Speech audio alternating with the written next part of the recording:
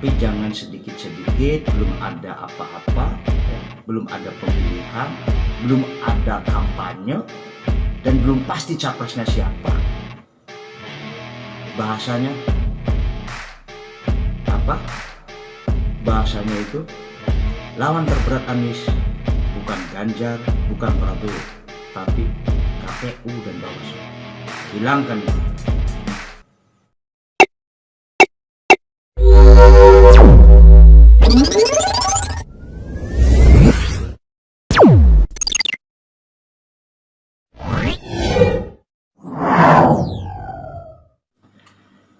Assalamualaikum warahmatullahi wabarakatuh. Jumpa lagi di channel Kang Hasan Santoso. Salam sejahtera buat semuanya. Semoga mendapatkan rezeki yang melimpah serta berkah.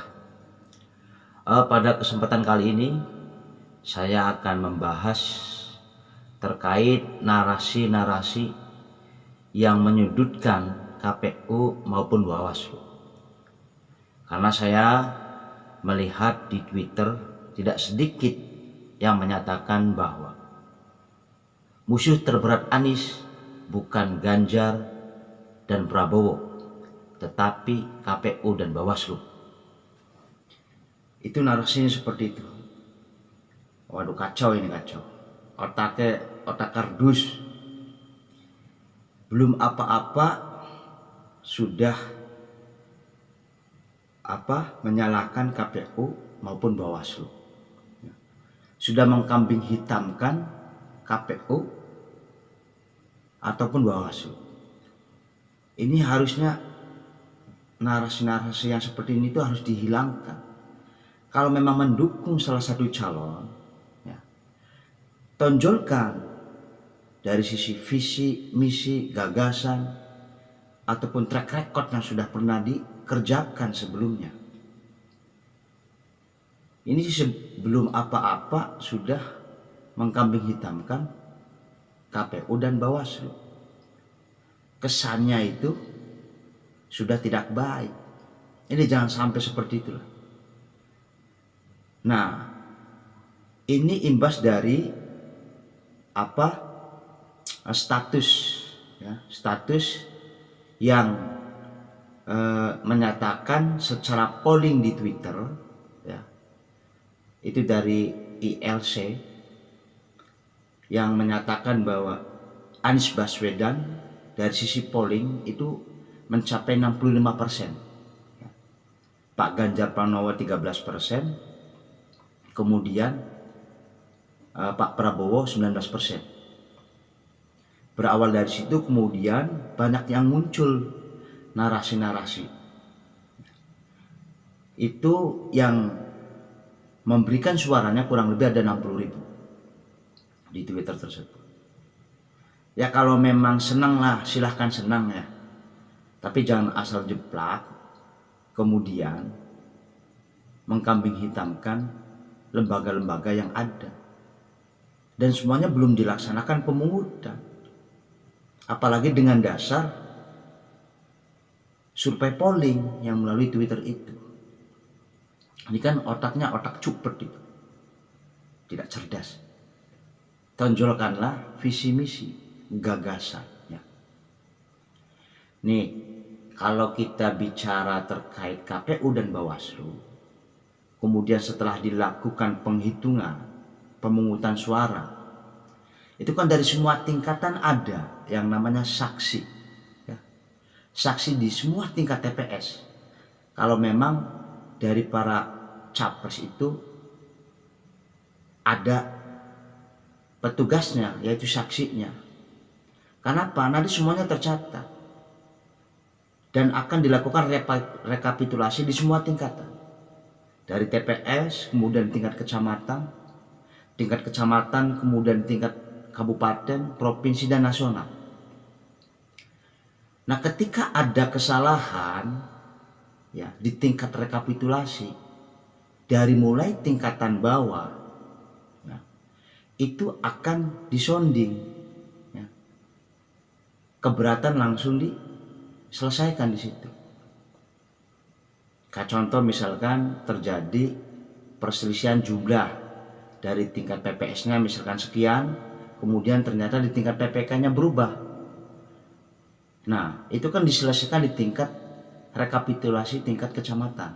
Dalam hal ini rekapitulasi tingkat PPK. Kalau seandainya model C1 di berita acara itu ternyata ada perbedaan di rekapitulasi tingkat PPK, itu biasanya dari masing-masing saksi itu akan mengusulkan keberatannya. Dan keberatannya di mana? Selagi bisa diselesaikan dengan model C1 berita acara, itu diselesaikan dengan model C1 berita acara. Kalau tidak bisa, nanti akan membuka yang namanya model C1 plano. Itu bisa langsung clear itu di situ sebenarnya. Jadi saya minta jangan sampai mengkambing hitamkan KPU dan Bawaslu. Belum apa-apa sudah berbicara seperti itu. Bolehlah mendukung, bolehlah gembira, tapi jangan asal jeplak gitu.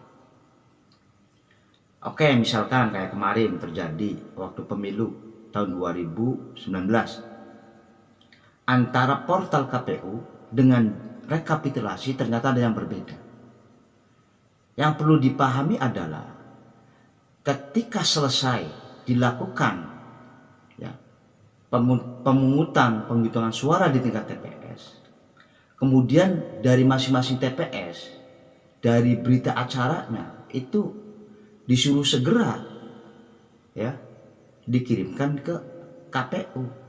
Kemudian KPU itu nge-scan dari semua hasil yang ada di tingkat TPS. Nah, itu kan bisa terjadi kesalahan dari sisi penulisan karena banyak sekali berita acara.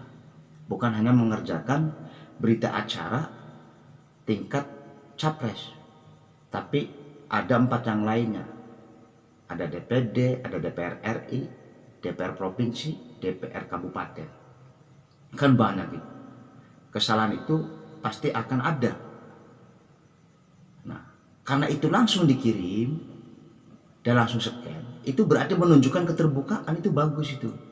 Di portal KPU itu informasi dasar masyarakat untuk mengetahui seberapa hasil yang diperoleh oleh masing-masing capres ataupun masing-masing yang ia dukung. Itu bisa langsung diperoleh dari sisi informasi melalui media portal KPU-nya.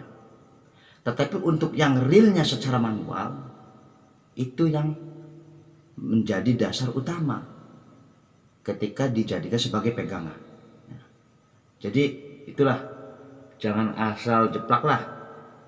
Nah, silakan mendukung untuk masing-masing calonnya, mau Anies, mau Prabowo, mau Ganjar, atau mau yang lain misalkan Caimin, Pak Erlangga, silahkan. Tapi jangan sedikit-sedikit, belum ada apa-apa, ya, belum ada pemilihan, belum ada kampanye, dan belum pasti capresnya siapa. Bahasanya apa? Bahasanya itu lawan terberat Anies bukan Ganjar, bukan Prabowo, tapi KPU dan Bawaslu. Hilangkan itu. Ya, itu saja yang dapat saya sampaikan. Cukup sekian, terima kasih. Mohon maaf apabila ada kesalahan kata. Wassalamualaikum warahmatullahi wabarakatuh.